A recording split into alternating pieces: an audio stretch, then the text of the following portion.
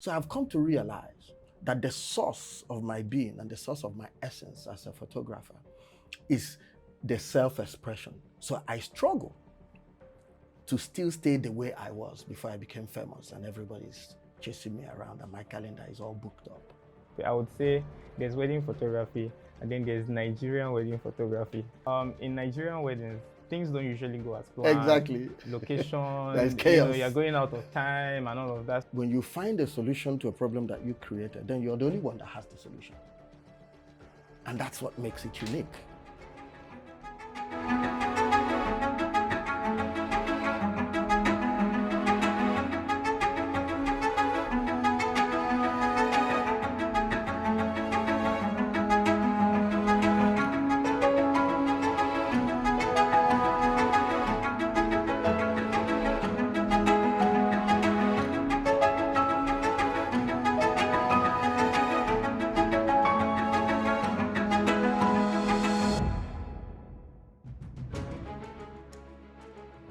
All right. Well, based on the conversation that we've been having, so first of all, I'd like to say it's nice to meet you officially. And of course, you are someone that has pioneered photography in Nigeria and raised up a lot of people, one of them myself. And so I consider it like, a great privilege just having this conversation with you, right? And of course, we had quite a few conversations just before starting this show, and I can already tell the passion and the vision that you have for raising photographers in Nigeria, and that's something I'm going to say that I really appreciate, and that's good to know. It's a wonderful energy that you guys bring to the industry, and I tell you, it's called reverse mentorship. Yes. I learn a lot from you guys these days, even though I've been in the business for over 30 years. Oh. But the energy that your generation brings to the industry is fantastic. I love it, and it's almost like much better than what I imagined this era would be. Yeah. And that is wonderful. So it's my pleasure also to be, Yes. with you on That's this. awesome. That's Yeah. awesome. So, the idea is for us to, ask each other questions. So I'm just going to go ahead and ask a few questions. So first of all, maybe I would like to ask, do you mind describing your early days in photography and how it all started? Well, photography came to me more than me going to photography. I started my career as a painter, Okay. First I studied law and decided to become a painter, an artist. And then I think I painted for about 5 years. But then photography was always there, lurking in the corner. I was using the camera as a way of capturing reference materials that I used for my paintings. You understand? But the more I understood light, the more I understood, design and all the ways. My photographs then started looking a little more like the paintings. And then I started finding people saying, "Oh, we also want to buy the photograph." I'm like, "Oh, really?" And then people say, "You know what? Can you come and exhibit these reference pictures that you're using for your paintings? We would like to." And that was even how I found myself being invited abroad to exhibit my photographs, not even the paintings. And that was quite a kicker. And then eventually, advertising people and individuals started saying, "Oh, please, can we pay you money to do this stuff for me?" So that was how photography sort of came at me. You understand? I was a painter. So for years, I was doing both. I was, making paintings. I started getting so excited about photography. I was making paintings, selling them, and buying cameras and lenses. You understand? So that was my journey. My journey came through visual arts as a storyteller, through painting. But it evolved very gradually into photography.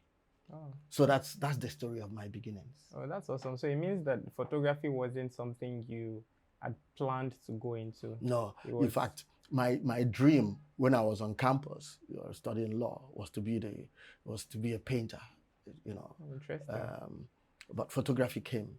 And I started enjoying it. I love the instant gratification that comes from shooting, going into the dark room, and printing the stuff. In those days, we were using film, not like these days you shoot and look at the back of your camera and see what you're shooting. No, and for me then, that was still awesome. That was very quick compared to how long it took to make a painting. Oh, nice. Yeah. So how do you balance the intersection of art and commercial photography in your work? Well, it's interesting. That's a very good question. Intersection between art and commercial photography. Art, I would like to say, are those kind of works that I do to express myself, solely to express myself, to talk about things I care about, and just like my days of painting, where I would take an empty canvas and try to paint something. And all those years when I was just making photographs as references for my paintings, those photographs were part of the process of creating art. So they were artworks in themselves. And it is those works that set me apart, that made people now start chasing me with their money. So I've come to realize that the source of my being and the source of my essence as a photographer is the self-expression. You see those works where nobody sends you. Nobody's trying to pay you money. In fact, you're the one paying models. You're the one spending your time. That, I have found out, is the essence and the soul of my creativity. And that takes precedence. So what I mean is, I consider myself an artist. But once in a while, somebody will come and interrupt my art and pay me money to tell their own story. You understand? Yes. So I want to keep the main thing. So I struggle to still stay the way I was before I became famous and everybody's chasing me around and my calendar is all booked up. So the relationship between my, personal artwork and commercial work is, in terms of priority, my personal artwork for me is more important. The commercial work funds me to do my personal work. And that is what keeps my creativity fresh. So that's, in a nutshell, what it is. It's not always easy. Sometimes, they say be careful what you wish for. People then start, to chase you with their money, and you no longer have time to make your own work. I don't know if you understand. Yes. So it happens like that. But I'd seen some of your work, quite impressive. I mean, thank you. Yeah, Sir. I mean, you guys with the wedding photography, you're beasts, man. I mean, in terms of, wedding photography is. I tried it at the beginning of my career. Like time we all try hands and anything. It was so hectic. I was like, okay, I'm done. Because wedding photography, I can see you're making plans, and at the same time, things are happening, and as it's happening, how do you maintain the storytelling aspect of it? How do you retain the authenticity of your storytelling? I was looking at your work. I look at each of them. They have a lot of soul. How do you do that? All right. Thank you, sir. Okay, anyway. So in terms of wedding photography, I would say there's wedding photography and then there's Nigerian wedding photography, honestly, because those two are very different. Yeah. Because in a typical wedding, like, you expect things to sort of go as planned, and everywhere to be calm, people to respect the photographer, I know. when you direct them. But actually, in Nigerian weddings, things don't usually go as planned. Exactly. Location, There's chaos. You're going out of time and all of that. So I think, to actually answer your question, to be honest, I would say before every wedding, I usually have, like, the non-negotiables. Yes. So which is more like, oh, okay, this is my mood board. These are the pictures that we must get. Yes. And a lot of times I make sure those kind of pictures are pictures that, are not really, excuse me, I make sure that those pictures are pictures that are not really dependent on timelines or timing, right? Yes. So I've sort of mastered how to walk around time. Beautiful. To walk around time. So for example, like, there's a wedding, and then we have to get portraits. Well, if the usual thing is to get portraits in the morning, and we don't have time in the morning, I'm not going to get upset with the entire couple or the Yes. entire planning. So we just get the pictures later. At the end Yes. of the day, we're still trying to tell a story. Beautiful. And it depends on how. So I see each wedding as a production. Yes. And in production, sometimes you can, say cut and shoot it again. Yes. So it's telling a wedding story nowadays is more or less like being very intentional with what you're doing. I have engaging consultations with my couples and all of that. So at the end of the day, you sort of are in control, even though people can't see it, but you're still sort of in control. Beautiful. I say it's a dance. It's a dance between design and accidents. You understand? Yes. You make your plans, Yes. and then you wait for things to happen. Yes. And then you change your plan as it's happening. Yes. And that is the beauty of art itself, actually. Because that's it. You guys have mastered the art of embracing failure. As things are failing, Yes. you're finding your way around it. Something, yes. And for you to be confident in that kind of confusion, you need to have honed your skill, extremely hard. You need to have what we call an endless bag of tricks, that will still enable you make very powerful images, no matter what the circumstance is. And that is how I see the wedding photographers have been able to push themselves, to a level of mastery. And they have completely transformed the image of, African weddings. You don't want to Google African wedding.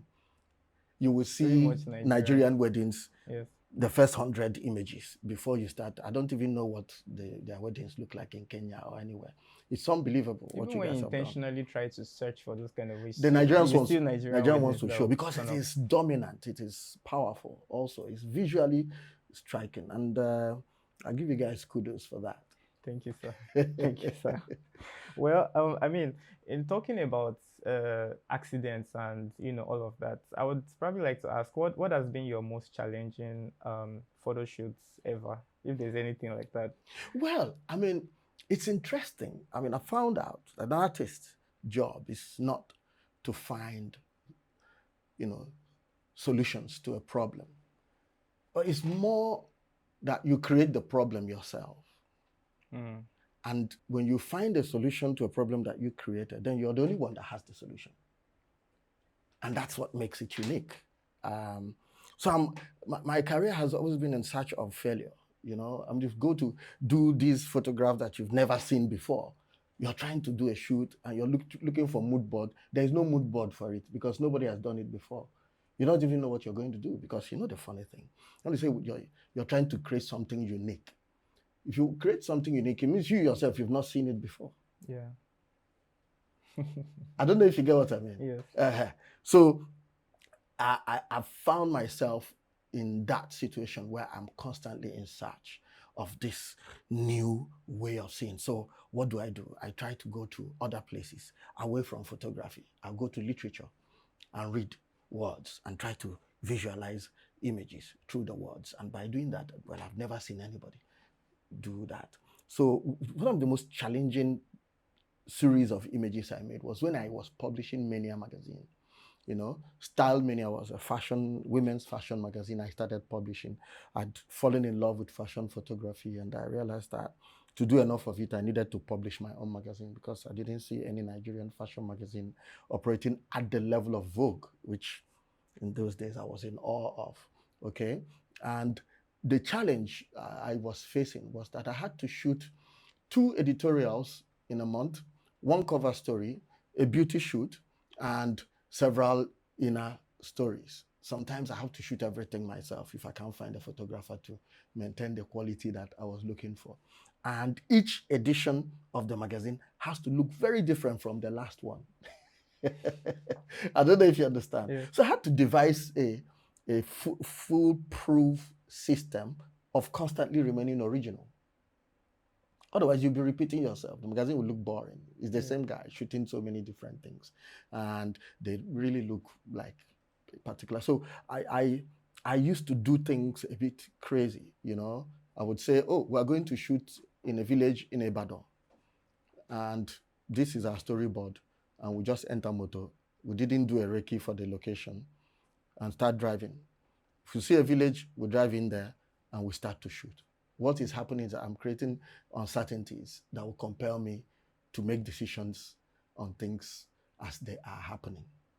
I don't know if you get what I mean. Yes. And that inevitably creates all the accidents that will help me create, something unique. So when you say most difficult, I was now putting myself through a lot of difficulty trying to make those kind of images.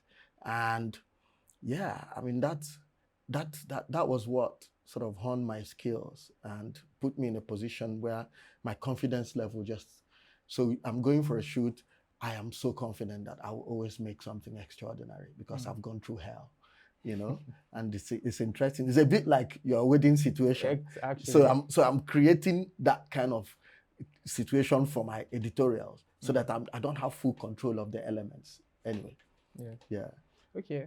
If someone is listening to your story, there's the tendency to actually forget the fact that you are a lawyer. Right.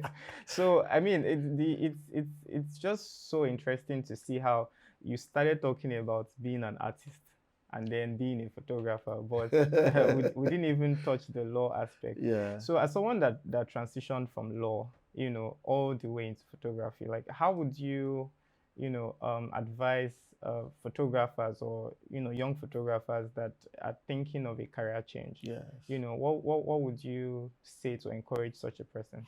Well, a lot of times when I look at my trajectory, it's not a usual one, and sometimes when I say, oh, when I want to advise people to follow my path, I now think about my path and I say, look, Kelechi, this is your path. I don't know if you should advise somebody. You should advise somebody to follow it. Why? Because while I was in University of Nigeria studying law, in my year 3, I made the decision I was going to be an artist. That was when I made that decision. I knew that this is what I'm going to do. And I was already studying law. So I did not have any transition. I just made sure that I passed all my exams. That was what brought me to Lagos. Then there was only one law school, the Lagos Law School. And immediately after law school, I just went to my aunt's place in Surulere and I started painting. There was no plan B. So I didn't work for anybody. I just started painting. I didn't have any clients.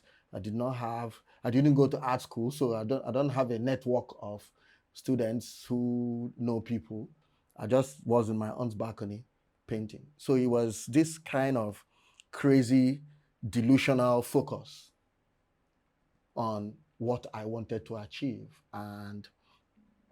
But one thing I always found out, that having studied law and having been called to the bar, being a qualified lawyer, had put some things in my head that also helped me as an artist, had made me understand the importance of intellectual property, and the whole essence of copyrights and exploitations of it. In fact, it's also one of the things that pushed me into professional photography. I knew that as a painter, I needed to make the best possible copies of my work before they were sold. So that was where my law propelled me. You understand? Even ironically, the law pushed me towards photography because then I started buying the highest level quality professional camera. I used to shoot medium format trannies. Trannies are positive film. It was strictly for advertisers and very expensive in those days, but I was using it to shoot my artworks to make sure I had them in my archive. You understand? I always tell people, you cannot exercise your copyright if you don't have a copy of your work. Because if you sell the original painting, you've sold the physical painting. And the owner of that artwork has the right to deny you access to it. So if you come back and say, I want to do a book about all my paintings, blah, blah, blah. Excuse me, sir. Can I come to your house and borrow that work I sold to you? Say, who are you? I don't even know you. In fact, I mean, a lot of the auctions that we have today are people the people that have already bought it. Exactly. So that was one of the very beautiful things that having studied law, that it helped me. Okay, so that would say that it means that sometimes some of the career paths that we have at the moment, could actually be like a push, or could the knowledge that we've gotten from some of those career paths could actually help us to be better Oh, at. yeah. The thing is that you need to be able to differentiate yourself, really. Yes. Even being a lawyer helped me in my early days as a painter, because my first exhibition, the press people kept writing lawyer turned artist. And it sort of differentiated me from the rest of the painters. I would always tell them, no, I've always been an artist. They say, okay, this one is a good headline. That's what we're going to use. And it even sort of propelled me and put me on a kind of different pedestal. But, you know, at the end of the day, if you ask me to give an advice to a young person who wants to switch career, who is already practicing something else and wants to become a photographer, I would say, look, if whatever you're doing is paying your daily bread, okay, maybe you should take all your spare time to master this other craft while retaining your job until such a time that your passion will now be able to become your profession, you know, and you can do that, you know, unlike what I did, which is I did not have plan B. I sat down and said, this is what I'm going to do. Sink or swim. You understand? Yeah. If you have that energy, if you have that kind of passion, why not? You get there faster. Okay. Thank you for that nugget. I appreciate it. So you said your career has spanned, of course, we all know your career has spanned over 30 years, Yes. right? Meaning that you've seen all evolutions of technology up until now. Yes. So how would you say technology has like improved your work, or has helped your work to be better over the years? Yeah, the beautiful thing is that, you know, photography itself is born out of technology. You know, right from the beginning, it's a science of capturing light. You know, I mean, the silver halide, you know, that was used for making film before they now put it. They kept reducing the size. When it became portable, then people could have a woman. Before, to take, I have a view camera. the film under my camera was like this big. You have to slot it in, you know, take one picture, back out. That's one exposure. And then you bring it out. 2 exposures for one film. You understand? Then you keep it, and then you bring another one. So, I mean, it was that big until they made it a little smaller, more portable. Now you can handhold. See, each time technology improves the convenience of storytelling, but each time technology comes in, those who do not adapt then die out. So I've gone through the stage of film, when I used to go into a dark room and print my stuff, to when it became digital, and then the computer became our dark room, Adobe Photoshop. I don't know if you understand. Yes. And now we're in the age of AI. I mean, we can see Lightroom. You understand? Exactly. Lightroom. You understand? Yes. And now we're in the age of AI. So what I have done is that I have remained a student right from the beginning till now. There is no end to learning, you know, and that is the key to survival in this ever-changing, you know, world, is that you have to remain a student, be in a constant state of learning new things. And I've also, one of the things that helped me stay fresh with my creativity is to learn to let go of whatever I have discovered. Each time I discover a new thing that is beautiful, I let it go. I don't know if you understand. Yes. If you don't let it go, you will stay there. Because what happens? Once you show your work, those who admire you will copy it. I don't know if you get what I mean. And once they copy it, then it becomes commonplace. You have to find another trick. If you hold on to it, you will stay there. And they don't just copy it. They copy it with gusto. They copy it with other ideas, being that if they copy it like artists, they will make a better version of it. I don't know if you get what I mean. Yeah. And because they are not as popular as you, they will charge less. Are you getting me? So it's a kind of endless circle of, hey, they've copied my stuff, well, now they're charging less, they want to spoil business. No, once I put it there, I've forgotten about it. I've already moved 5 steps ahead. I've already gotten like 20 other tricks before I even show it for them to copy. I've learned it. I mean, that's happening with content creation spaces It nowadays. is, Nigeria is wonderful like that. Hmm. You know, some people say it's a bad thing. I love it. I love the speed at which our people copy stuff. You understand? Yeah. That then comes into the essence of my true goal for what I do. Because of the speed at which they copy, you're actually building an army. And then instead of, so when someone sees their own work, they'll be like, oh, that's like Sir Kelechi's work. And then everybody keeps referring to you at the end of the day. I mean, I'm not even bothered about that. I'm interested in the fact that my overarching goal, the reason for me to create, which is beyond trying to make a buck, is to tell the story of Africa. It's to tell the story of our humanity.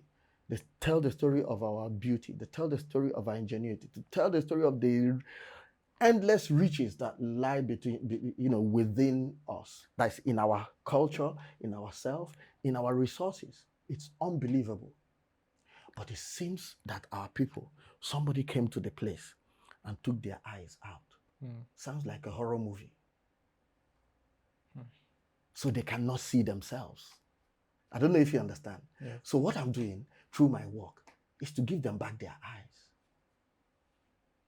Look, I'll take a picture of Lagos and people will look at it and say, is this Lagos? I say, but can't you see Lagos? Yeah, I mean, this is the same Lagos. I don't know if you understand. Yes. But they can't see it in that light because they are blinded to the wonders that surround them. Imagine before those Dutch people came to South Africa, on their beaches, diamonds were mixed with the white sand. I don't know if you understand. Yes. Those Africans who pick up the diamond, children will be playing with the diamonds. Oh, shiny stone. Hey, and they throw it away. It did not mean anything to them because it had no value. It took those guys to come and say, this thing has value. And it was important for those guys not to let the Africans understand the value of those pebbles.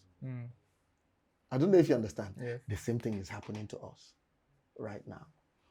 And that is what I love about the beautiful pictures that you guys are making. Each time you create a wonderful picture of a wedding, you are painting a picture of triumph, a picture of beauty, a picture of strength. You understand? And when you have enough people doing that, you then finish Pinterest, you finish Google. I don't know if you understand. Yes. And when that happens, you are changing the perception, a floodgate of positivity to wipe out the negativity. All right. You know? Okay, let me ask you, how do you visualize your future? What do you see that could be your legacy? How do you want people to remember you when you're gone? Do you think about that? Well, to be honest, this world is mostly about impacts, right? Most of the people that are always remembered, they're remembered for the things that they did for the society, and not necessarily things that they did for themselves or their families.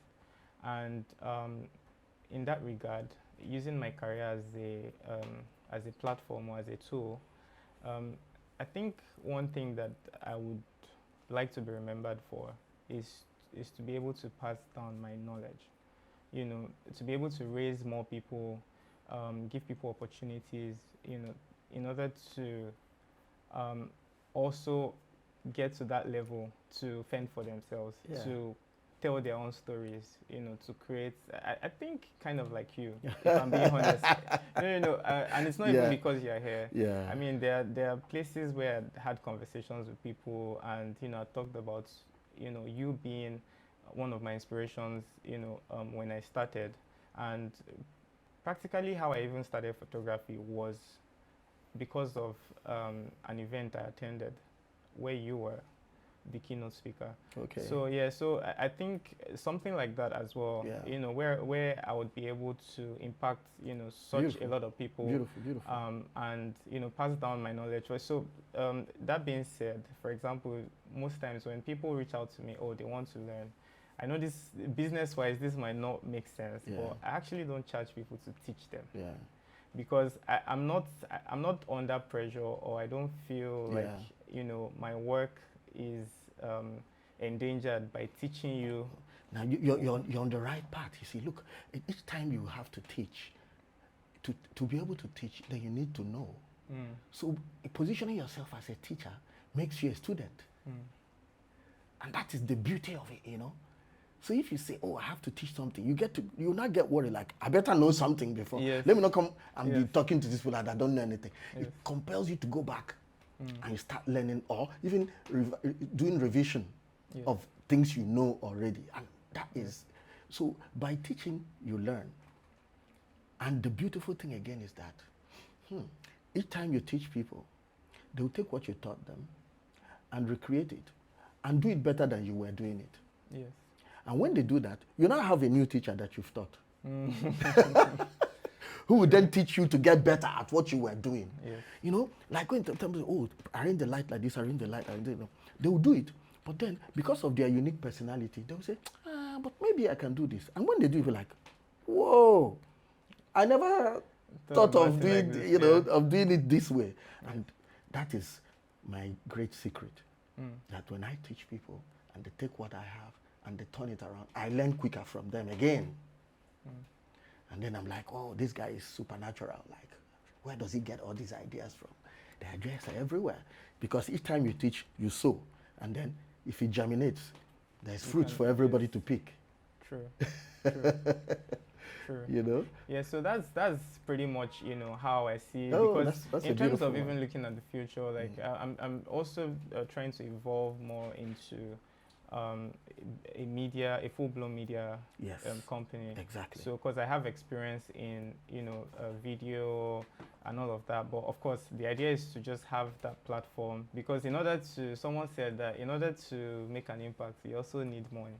Yes. So, you know, in as much as we're trying to make people learn, you know, put people in that trajectory, you know, we also need to put some things in place to have the capacity to do that. Yeah, absolutely. Yeah, so that's pretty much. You have to do the business. Yes. You know, absolutely. And we'll talk about all this creativity. That's business involved, and that's great. So what question would you want to ask somebody who, you know, you consider very knowledgeable, and what is that question you would like to ask? I think for me, being here and talking to you, I would say, but I think you might have actually answered it, but I will still ask it again. Yeah, one person that has, you know, remained relevant over the years.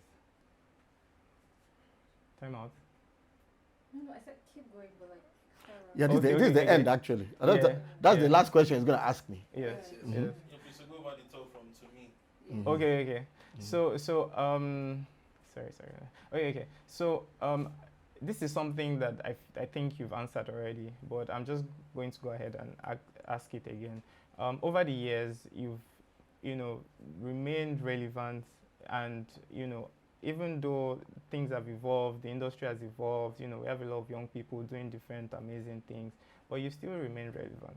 There are not a lot of people that were photographers in your time that can even boast of owning a camera right now, right? So I don't know, how have you been able, is it the business, how have you been able to just constantly remain relevant, you know, up until this point? Okay, beautiful. That's a lovely question. I mean, how do you transcend, you know, change and, you know, keep your creativity fresh and remain relevant?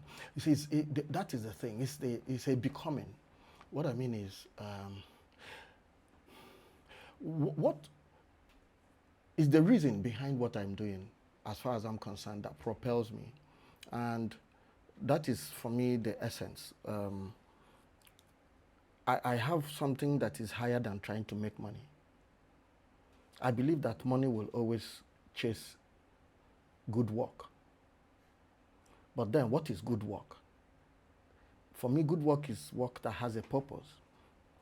And my arching purpose is to tell the new story of the continent of Africa, to tell the new story of the black man, our brothers in diaspora, to open the eyes of our people to the new realities, the real world, you understand?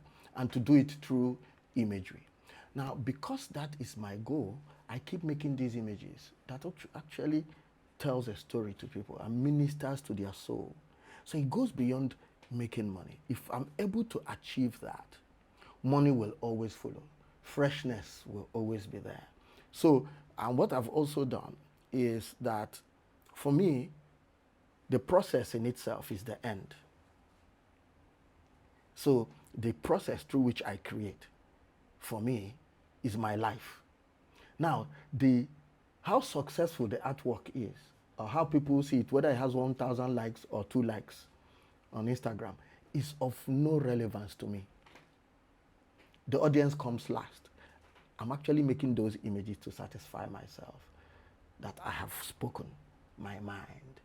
And once I'm able to stay in that zone, my work will ever remain fresh and relevant.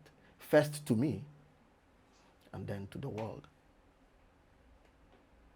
So the advice I always give young photographers or young creatives is this: have the courage to be yourself.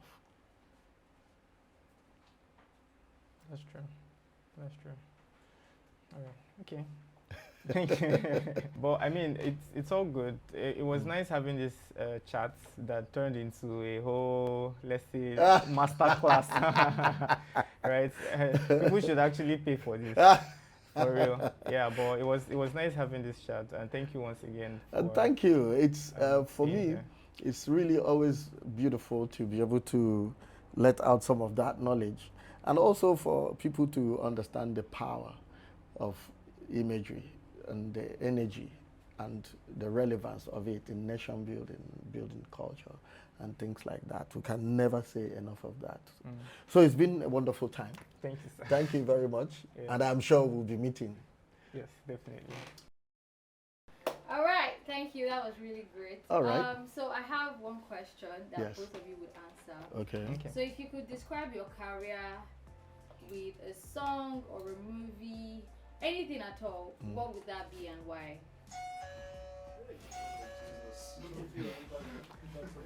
Yeah, so when you want to answer, you look into Yeah. your camera. Yeah, look at Yeah. you. A song or a movie. So what even is the shooting? Wow. Yeah. I'm now thinking. I'm Well, now can searching. I You have answer 1 first? minute. Yeah, Can I answer. go first? first. So I think if I would describe my career as a movie, I would say Avengers, and that's because Avengers is a combination of different superheroes that that were combined into one team, right? So I would say my career is sort of like a combination of different skill sets. I was once an engineer, and then I became a web designer, a graphic designer, then I'm a photographer, and then all of that has led me up until this point. So That's a good one. It's a good one. Beautiful. All right, you sir. Okay, if I want to describe my career, with music or movie, Yeah. I would say my career is a constant questioning of who I am and a constant trying to realize that. Sometimes I say I am this person and then I become it, and then I have to say I am another person and become that person, And there was this chorus in Flavor's music called, when he says, Imakwa onye ebu,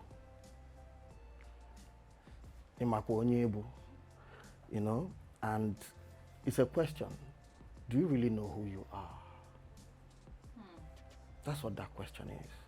It's a refrain from friends and people who believe in you and say, well, you're too modest. Do you really know who you are? You need to ask yourself that question. And for me, my career is in a constant state of asking, Kelechi, do you know who you are? Deep, deep, deep. deep. All right. Thank you very much. That was